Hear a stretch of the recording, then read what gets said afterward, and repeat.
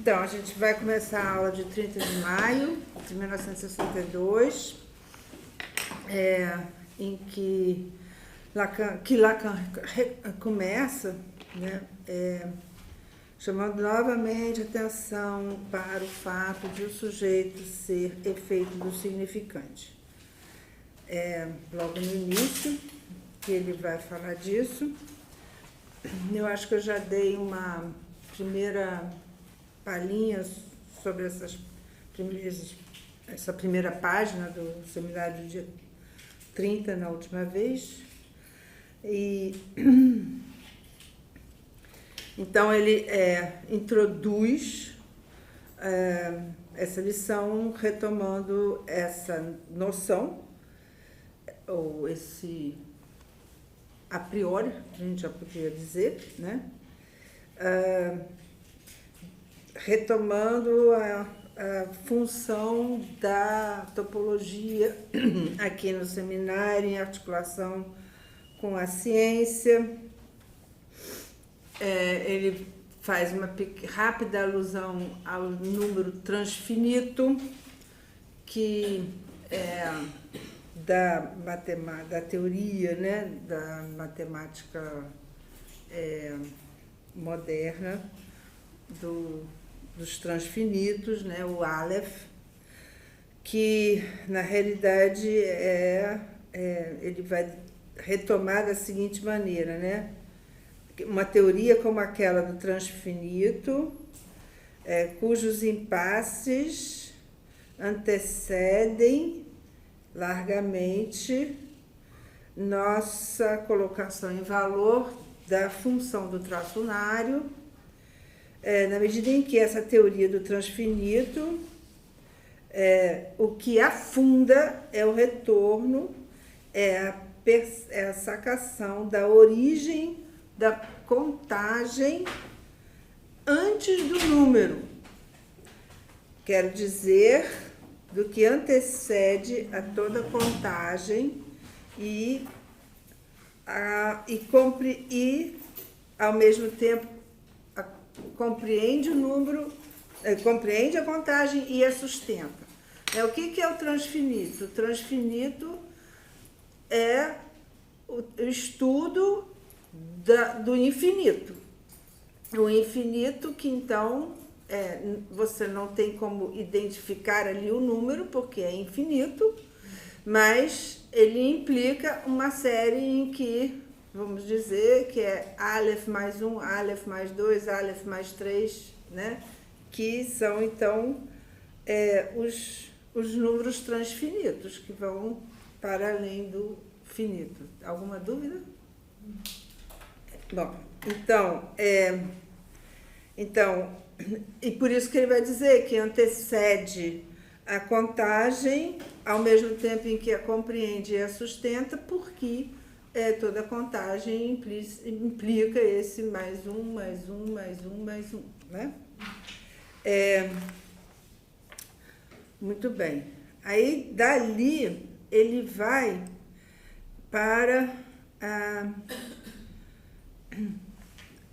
retomar a ideia, então, do sujeito como efeito significante, faz uma pequena observação sobre a psicologia, que vamos ler.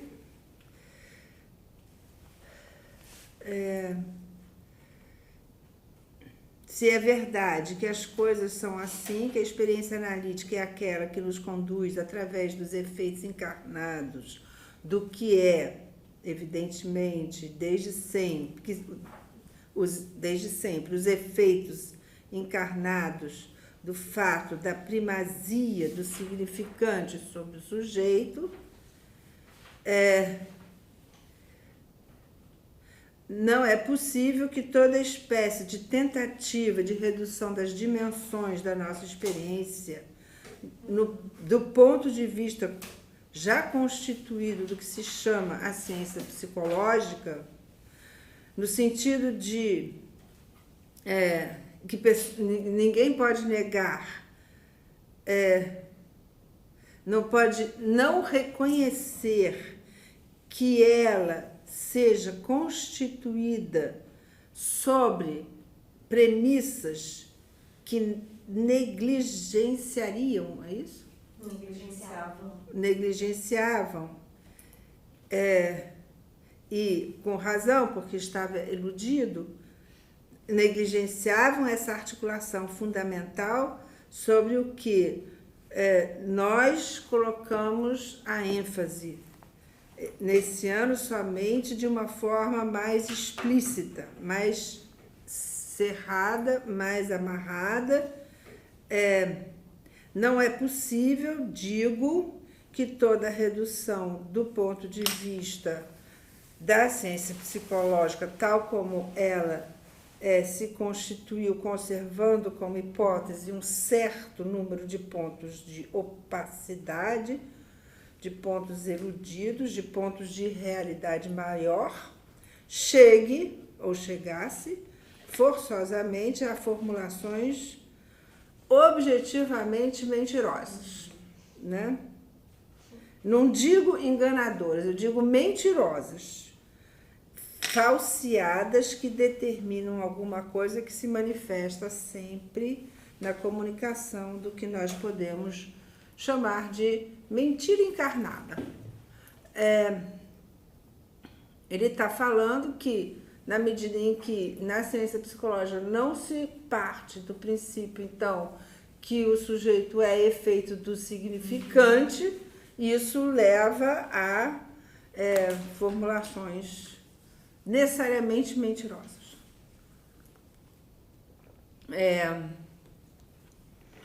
O significante determina o sujeito, digo, na medida em que necessariamente é isso que quer dizer a experiência psicanalítica.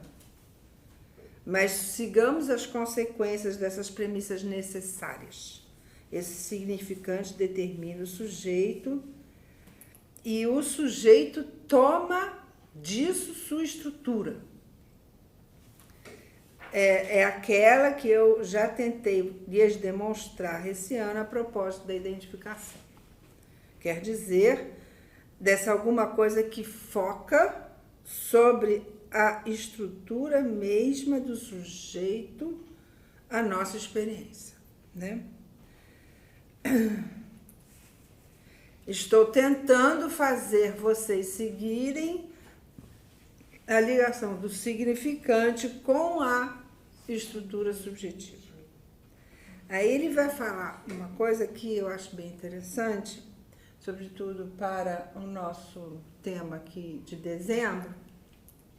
Ele vai dizer assim, né, esse tema de dezembro, que é o corpo, estrutura e fenômenos, aquilo para o que eu os dirijo sob essas fórmulas topológicas, das quais vocês já perceberam que elas não são puramente, simplesmente essa referência intuitiva a qual vocês estão acostumados com a prática da geometria, né, que é o que acabou de dizer Patrícia, né? Deve ser aquilo que, então, eu lhes, né, para onde eu os levo sob as fórmulas topológicas, é de considerar que essas superfícies são estruturas. As superfícies são estruturas. E se a gente sabe que já Freud, né, definiu o corpo como uma superfície, então é muito interessante a gente pensar, né, o corpo como essas estruturas, né, topológicas, justamente o que nós havíamos um pouco tangenciado quando Lacan retomou aqui a questão da embriologia, por exemplo, né, e a topologia, né? Então, né, a superfície são estruturas. E eu precisei lhes dizer que elas são todas estruturalmente presentes em cada um de seus pontos. E isso é uma outra observação importante, porque Lacan está cada vez mais entrando no terreno dos cortes. E uma superfície tem muitos pontos, né? Assim como uma linha tem infinito número de pontos, então uma superfície também tem infinitas linhas e, portanto, infinitos pontos. Então, as estruturas... Eu precisei lhes dizer que essas superfícies que são estruturas, essas superfícies são todas estruturalmente presentes em cada um dos pontos. Então, um ponto numa superfície, né, contém a estrutura que é esta superfície. E aí, se você corta essa superfície, se introduz um corte nessa superfície, você pode mudar a estrutura dessa superfície, né? É isso. Porque cada ponto, né? Se você corta, esse ponto vai mudar, né, para a estrutura da superfície, que é de virar do corte. Então, estão presentes em cada um dos seus pontos, se é verdade que devemos empregar essa palavra ponto sem reservar, sem o quê? Sem reservar, é isso? Reservar. O que eu vou lhes trazer hoje. Não entendi bem essa parte, mas também não é tão importante. Na verdade, eu acho que ele sempre diz que vai falar adiante, né? Dessa vez ele não vai guardar para depois, pareceu. Ele sempre diz, depois eu falo e nunca fala. Propaganda enganosa. Né? Levei vocês, pelas minhas enunciações precedentes, a isso que se trata agora de construir em sua unidade, né? Que o significante é corte. E o sujeito e sua estrutura trata-se de fazê-lo depender disso, né?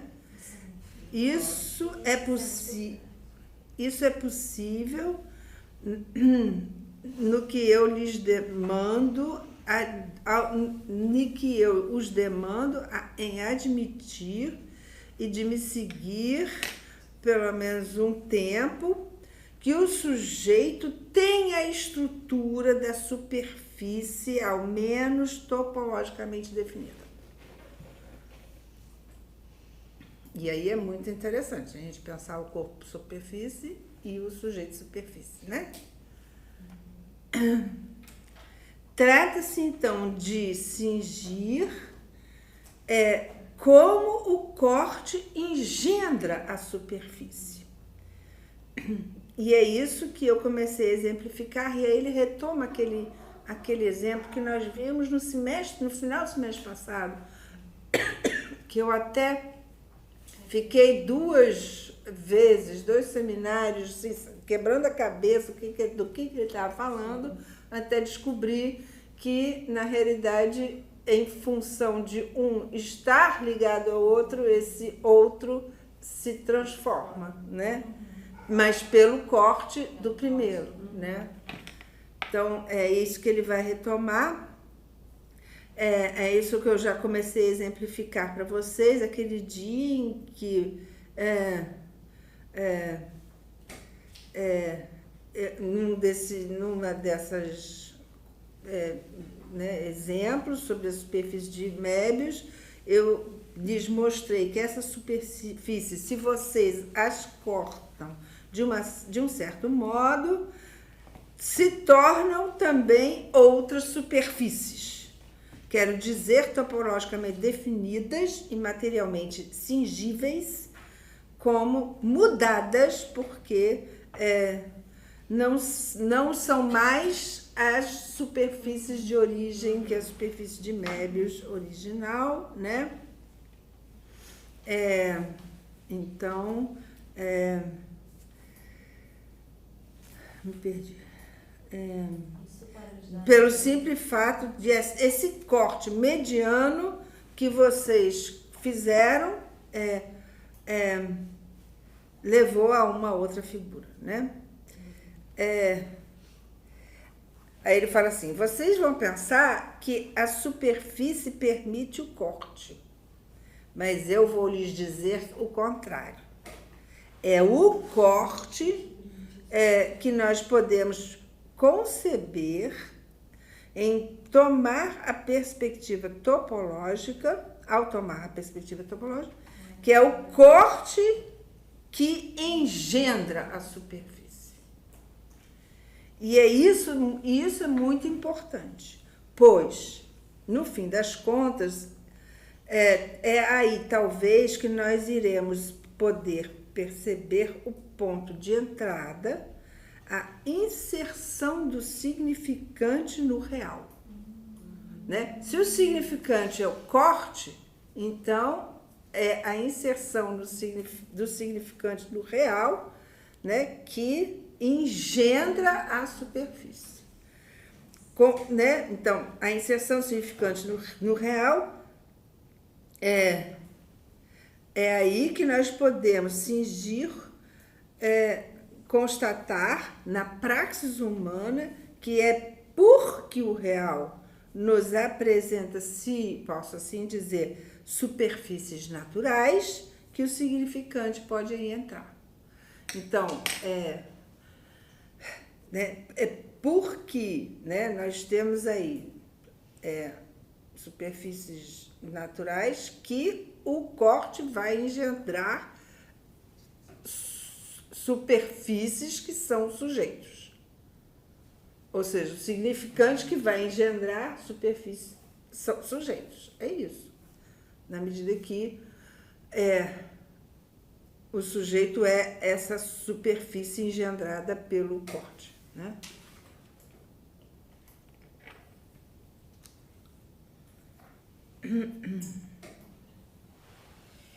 Aí ele vai falar de uma coisa que eu não consegui achar.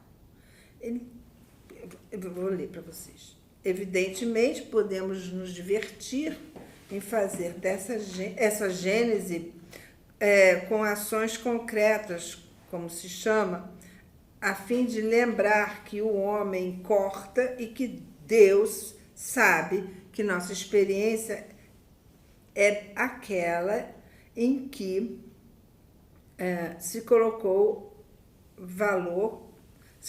em valor a importância dessa possibilidade de cortar com um par de tesoura, com uma tesoura. E aí ele vai falar, uma das imagens fundamentais das primeiras metáforas analíticas, os pequenos polegares que saltam sob o som da tesoura. Eu não sei a que ele está se referindo aqui. Procurei, eu não encontrei. Se alguém souber, por favor, me diga do que ele está falando aqui.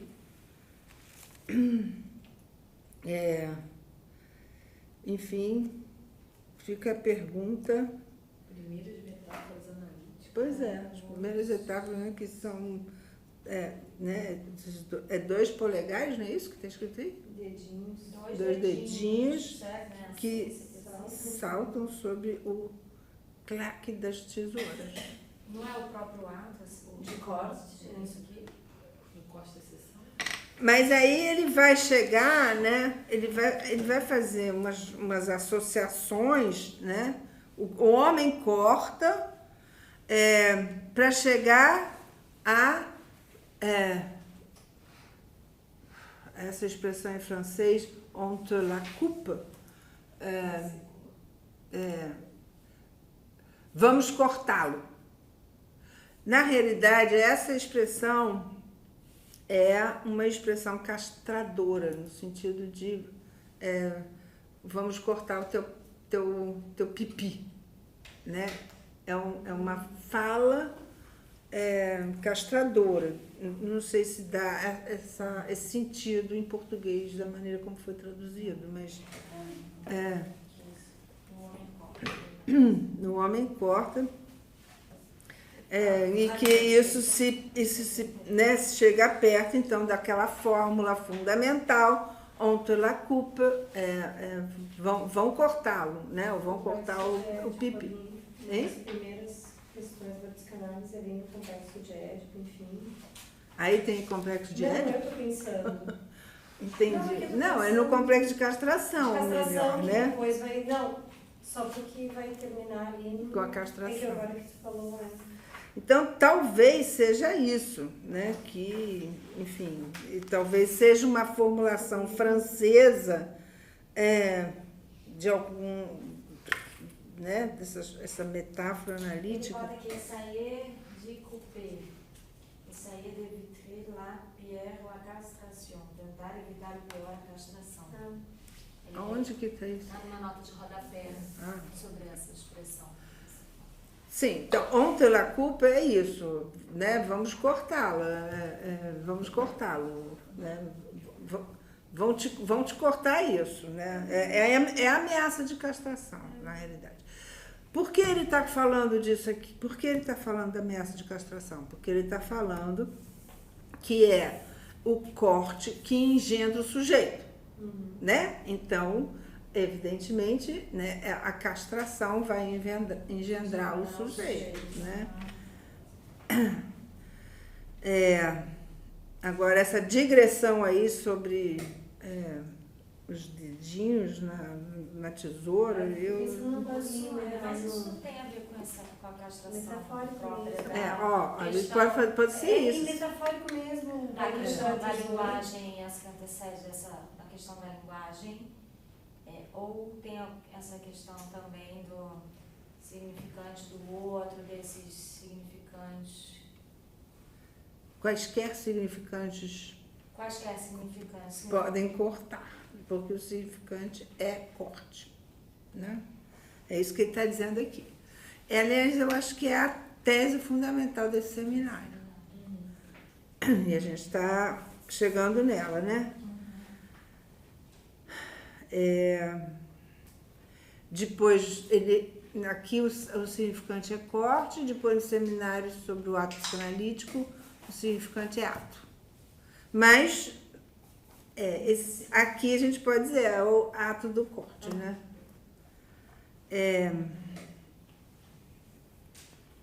Efeito de significante, o corte inicialmente foi tomado por nós na análise fonemática da linguagem, essa linha temporal, mais precisamente sucessiva dos significantes, que eu os habituei a chamar até o presente de cadeia significante, né? Agora ele está retomando aquilo que eu tinha começado a falar em relação aos transfinitos. O que é, né, com o transfinito, você vê que, na realidade, sempre tem mais um. E é disso, né? É a cadeia, é a linha temporal, né? Na análise da fonemática da linguagem.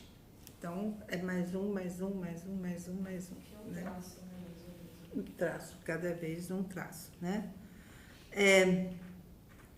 Mas o que aconteceria se agora eu os incitasse em considerar a linha ela mesma como corte original? Então, o que ele está, né? Aquilo que ele está construindo aqui é tomar essa linha que se constrói, na realidade, com mais um, né? Ou seja, infinitas uns, né? Ela mesma como corte. Ou seja, né? pegar, né, fazer da inscrição significante, se o significante é corte, fazer da inscrição significante, da cadeia significante, corte. Então, né, se uma linha tem infinitos pontos, essa linha não deixa de poder ser um corte que você inscreve numa superfície. Sim. Né? Os pontos estão ali e aí tu faz a... Exatamente. Os pontos estão ali. É. E a cadeia que forma Pode ser um o... corte. Até porque ela Ela é- significante. Então ele pergunta, né? Essas interrupções, essas individualizações, esses segmentos da linha que se chamariam, se vocês quiserem, fonemas, que suporiam, né? Então, estar separados daquele que precede, daquele que se segue, né? Um fonema está separado daquele que o precede e daquele que o segue, né? É isso.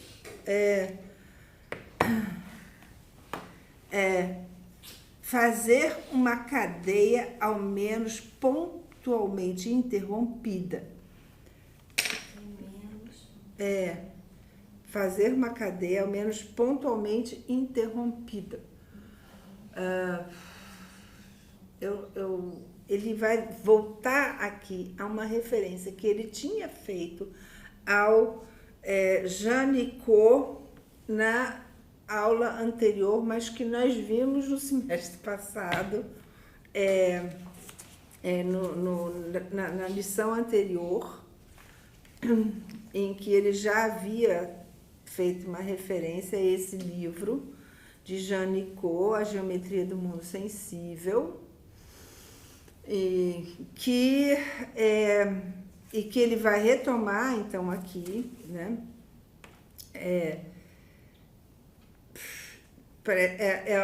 Ele sugere que se leia o texto desse Nicot, que parece que viveu um tempo bem curto, mas foi, segundo Lacan, absolutamente genial. Apesar de toda a sua genialidade, ter acabado também se complicando num sofisma, né? Na lição anterior ele fala o quê? Eu os reenvio a essa obra de um gênio precoce, e como todos os gênios precoces desaparecido muito cedo demais, né? Janicot, em que a passagem que diz respeito à linha axiomática mostra bem como a escamotagem da função do círculo significante nessa análise da experiência sensível é quimérica.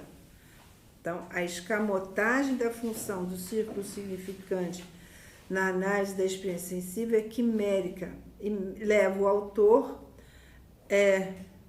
apesar do incontestável interesse do que ele promove, ao paralogismo, que é, então, um raciocínio de boa-fé, mas que, né, enfim, se engana. Então, ele faz uma crítica a Nicot na aula anterior, mas não sem citá-lo e dizer da precocidade do pensamento dele, ele é do século XIX, e que estuda, então, a linha axiomática, que é que eu não estudei Nicot, então eu associo a essa história da linha, né, do estudo dessa linha dos enquanto corte, né?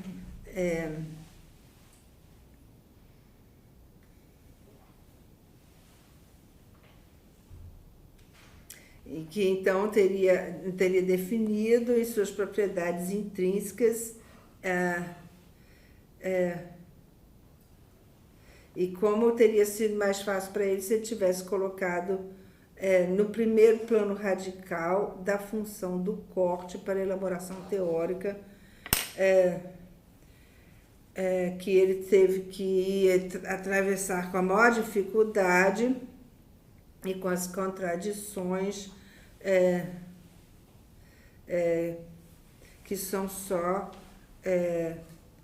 a negligência dessa função radical. Mas, enfim, voltando ao Lacan, sem referência ao Nicot, se a linha, ela mesma, é corte, né, como a gente acabou de ver, cada um de seus...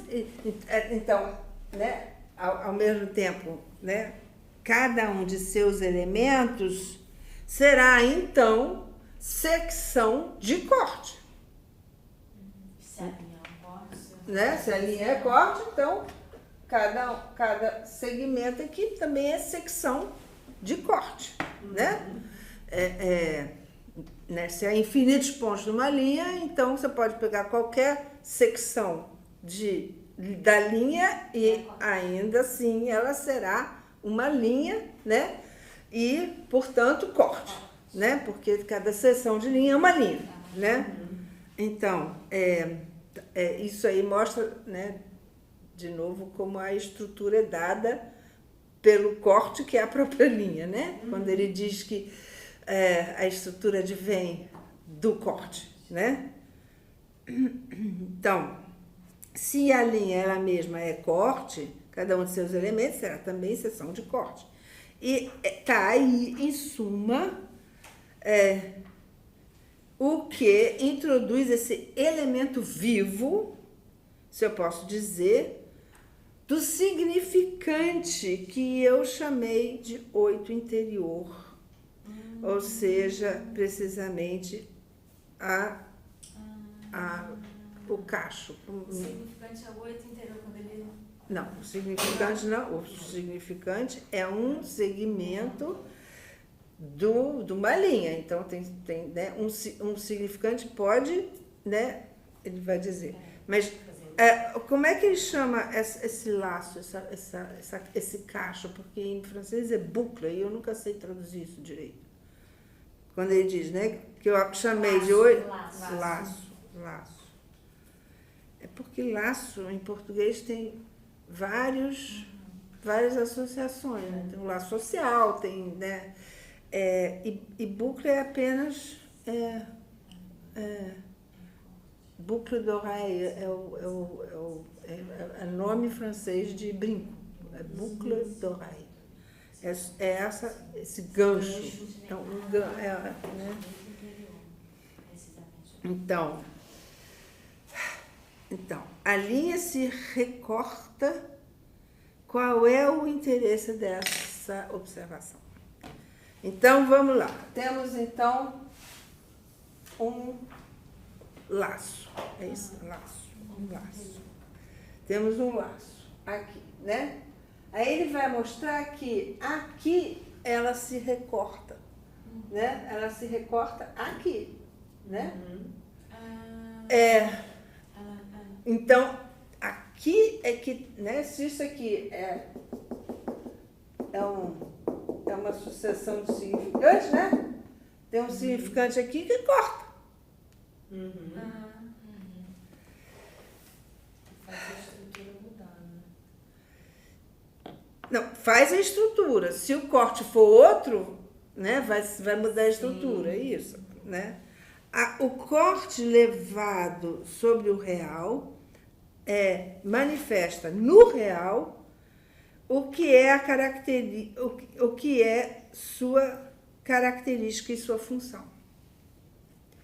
E é o que ele introduz em nossa dialética, contrariamente ao uso que é feito disso, que o real é o diverso. Então, ele se contrapõe ao uso que é feito disso, de que o real seria o diverso, né? Quando ele retoma o quê? O real desde sempre, eu me servi dessa função original para lhes dizer que o real é aquele que introduz o mesmo. Sim. Ou mais exatamente, o real é o que retorna sempre ao mesmo lugar, né? É uma fórmula que Lacan usa, acho que quase que desde sempre, né? Para definir o real. É aquilo que retorna sempre ao mesmo lugar. Ao contrário, então, desse uso que se faz dizendo que o real é aquilo que é sempre o diverso. O real não tem nada de diverso, ao contrário, é aquilo que retorna sempre ao mesmo lugar.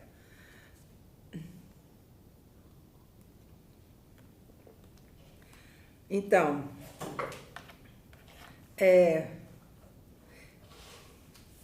o que dizer, então, senão que a seção de corte, ou dito de outra forma, o significante, que é uma seção de corte, certo? Sendo aquilo que eu lhes disse, aquilo que nós dissemos, sempre radicalmente diferente dele mesmo. A é diferente de A. Então, se o real é sempre o mesmo, o significante é sempre diferente. A é diferente de A. A não é idêntico a A. Nenhum modo de fazer aparecer o mesmo. Somente do lado do real. Dito de outra forma, o corte. Se eu posso me expressar assim, no nível de um puro sujeito de corte, o corte não pode saber que ela se fechou. Que o corte se fechou. O corte não pode saber que o corte se fechou, né? Que ele não passa por ele mesmo, senão porque o real, enquanto distinto do significante, é o mesmo. Em outros termos, somente o real forma o corte. Aqui tá somente o real ou fecha. Ah, tá, pode ser. Aqui deve ser. Aqui tá forma, pode ser ferma. Tem uma nota É de porque é rodapé. brincadeira de Lacan, lá ferma. Ah. Às vezes Lacan usa. Não. La ferme é um Que quer dizer ferme. cala a boca. Quer dizer cala a boca, né? La ferme. Cala a boca. O real se cala. O real se cala. Muito bom.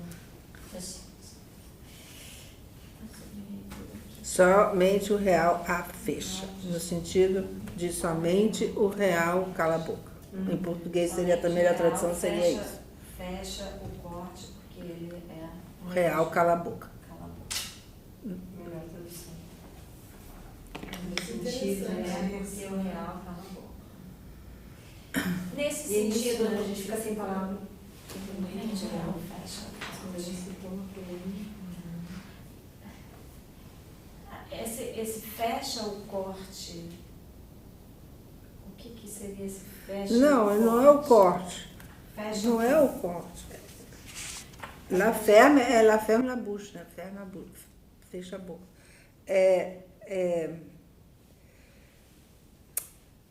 O corte não pode saber que ele se fechou, que ele não passa por ele mesmo, senão porque o real, enquanto distinto do significante, é o mesmo. Em outros termos, Que retorna o mesmo que faz com que ele fique ali fechado é o próprio real que retorna no mesmo lugar. Em outros termos, só o real cala a boca. É que retorna, que fecha, quando que retorna menor. Uma curva fechada é o real revelado.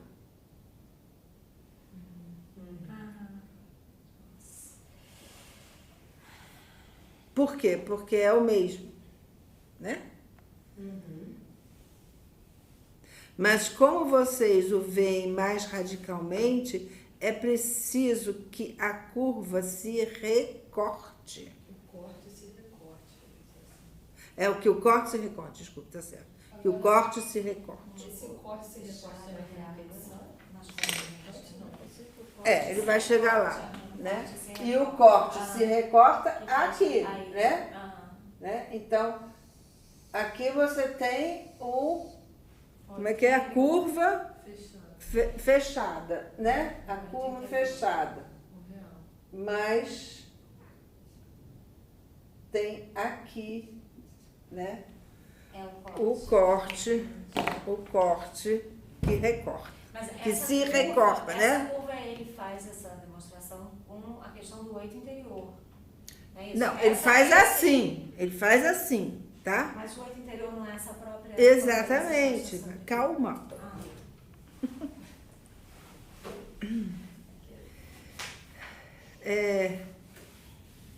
Imediatamente depois do traço, o significante toma essa forma que é, propriamente falando, o corte.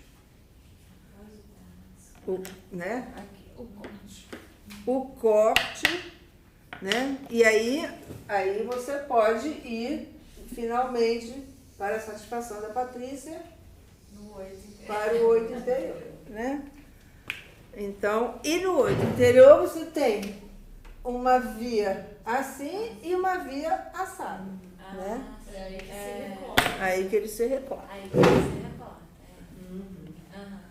Tá. É certo. O corte é um traço que se recorta.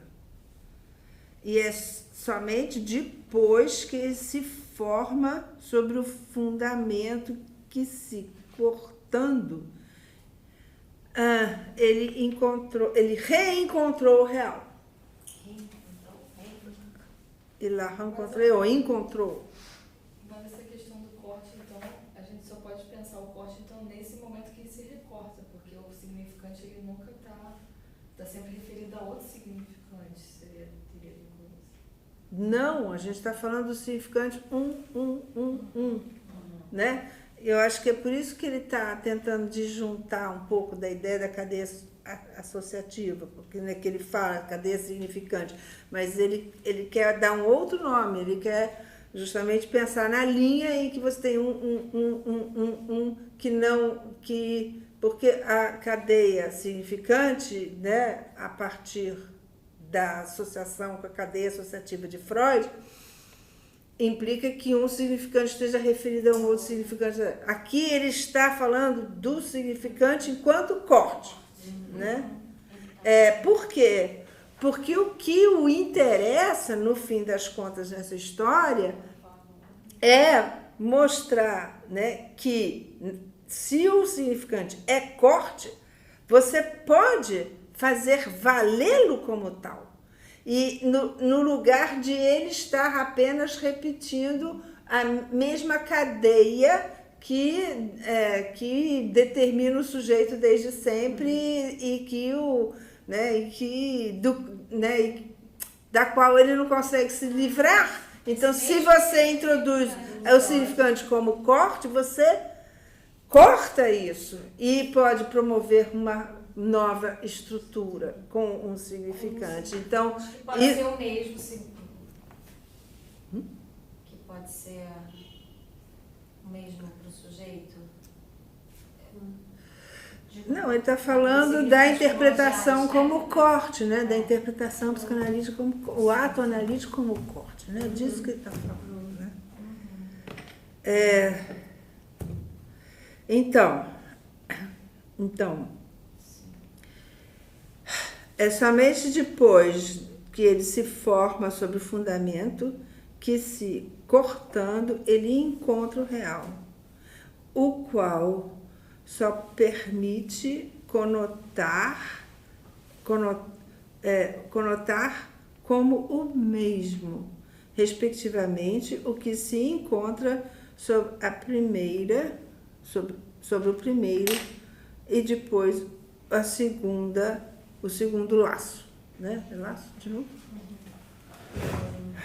Né? Então aqui ele está falando, né, disso que aqui se corta. Pulando rapidinho, né? Não vai dar tempo.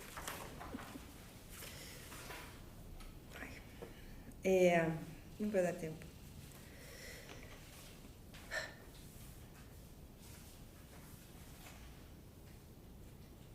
Sim, bom, aí ele vai retomar a ideia, né, de que o significante é a demanda. Que é importante a gente rapidinho pegar isso, né? O que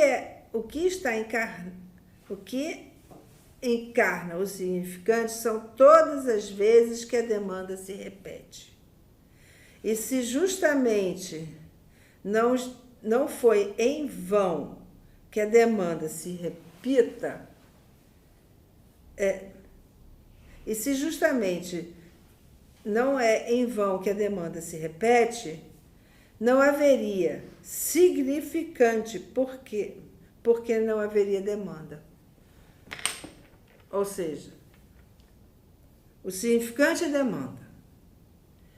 Toda demanda se repete. E se não houvesse demanda, não haveria significante.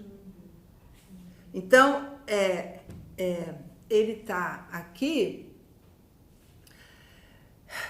dizendo que o significante sendo demanda, sempre demanda, né? O significante sendo demanda, ele sempre se repete. E ele é debitário da repetição. O significante é debitário da repetição. Mas ele repete o quê?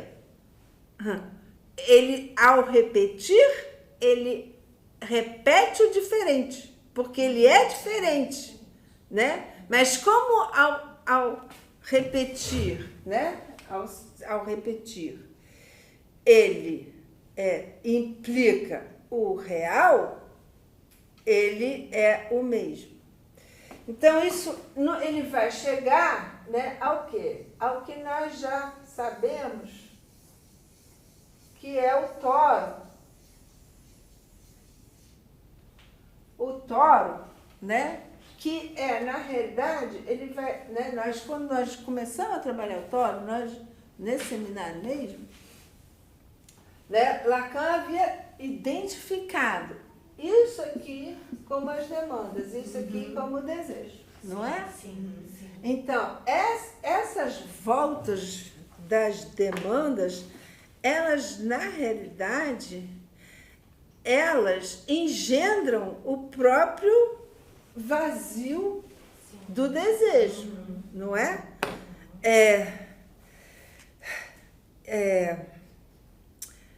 E aí, vamos continuar aqui, que fico querendo chegar logo lá, mas não vai dar tempo.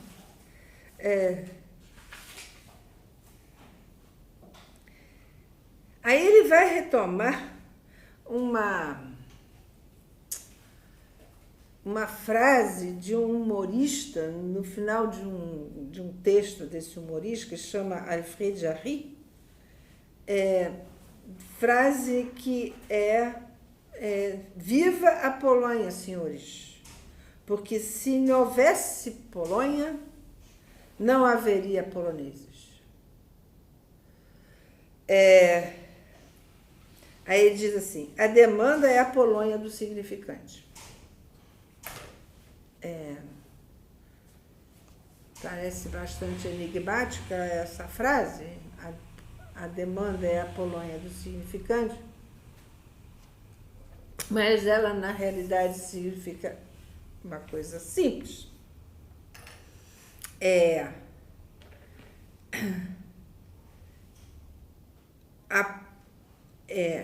A demanda é o que faz existir o significante, né? Se não houvesse um mamãe, eu quero mamar, me dá chupeta, né? Me dá chupeta para o bebê não chorar. Se não houvesse a demanda, não haveria significante. Que tem a ver com essa repetição, né? Essa Sim, a repetição vem depois. Vocês já estão querendo avançar muito rápido. E é por isso que eu parodiaria esse acidente da teoria dos espaços abstratos que faz com que um desses espaços se chame espaço polonês. Aí é uma outra direção de Lacan. O espaço polonês é um espaço topológico. Que eu até fui ver como é que ele se dá, esse espaço topológico. O espaço polonês é, em matemática, um espaço passível de manipulação, de dominação, na base do desmembramento, ou separável. E é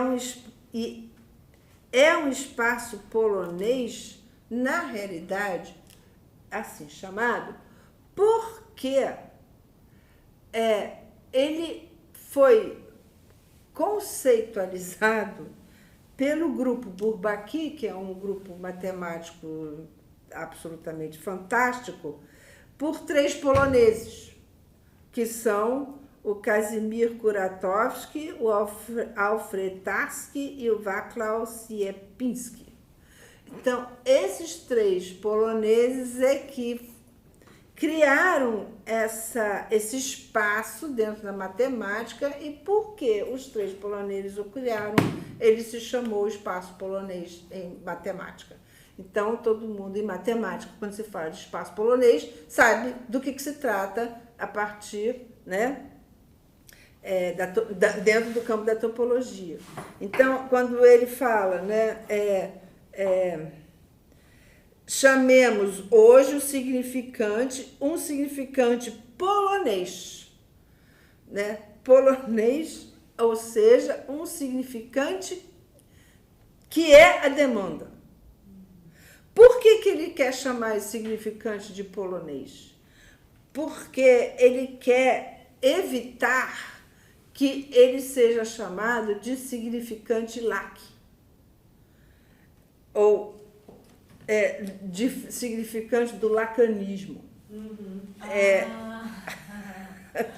Porque ele detesta essa expressão, e aí ele diz que eu espero que, pelo menos, enquanto eu viver, esse termo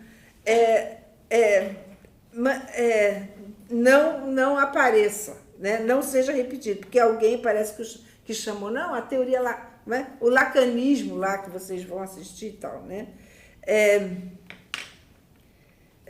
E eu espero que ele até me seja poupado depois da minha segunda morte, né? A segunda morte é morte, né, efetiva.